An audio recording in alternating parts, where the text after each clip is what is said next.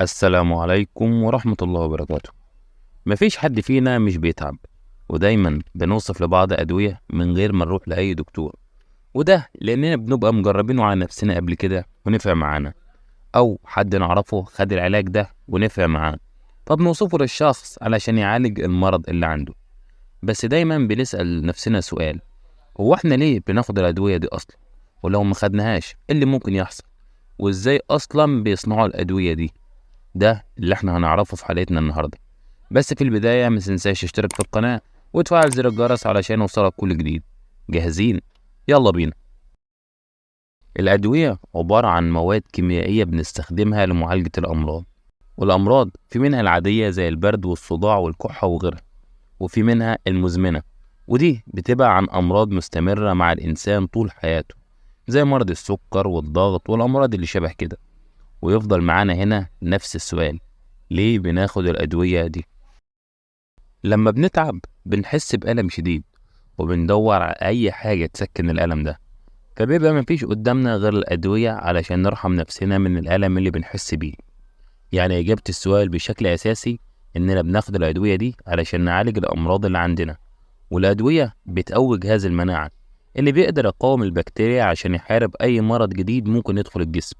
وزي ما بتسمع بيقولك أنت ما عندكش مناعة لما بتعيا بكل سهولة. طيب إيه اللي ممكن يحصل لو ما خدناش الأدوية؟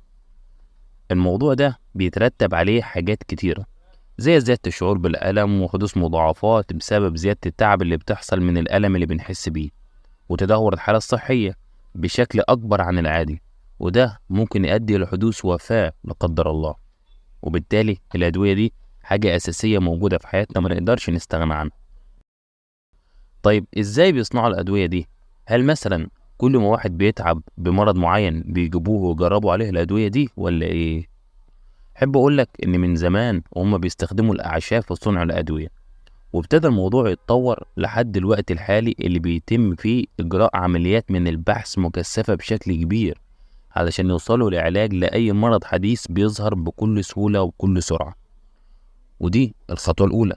أما الخطوة التانية بقى، فبعد ما بيوصلوا للعلاج عن طريق البحث، بيتم صنع الدواء في معامل معينة عن طريق تركيبات كيميائية معينة، وبعدها بيتم تجربتها على الحيوانات، وده عن طريق انهم بيحقنوا الحيوانات بحقنة فيها المرض الاول، وبعدها بياخدوا المصل اللي فيه العلاج، وبعد نجاحه بيتم تجربته على الانسان. الخطوة الثالثة، بيتم تقديم الدواء لإدارة الغذاء والدواء الأمريكية ال FDA علشان يحصلوا على موافقة بالمواصفات الرسمية. والخطوة الأخيرة بيتم تسويق الدواء لحد ما يوصل لينا بشكل رسمي. دي كانت كل الحكاية، وبكده تكون حلقتنا خلصت. في النهاية ما تنساش تصلي على النبي وتشترك في القناة وتفعل زر الجرس علشان خاطر يوصلك كل جديد. شكرا لكم والسلام عليكم ورحمة الله وبركاته متابعينا الأعزاء.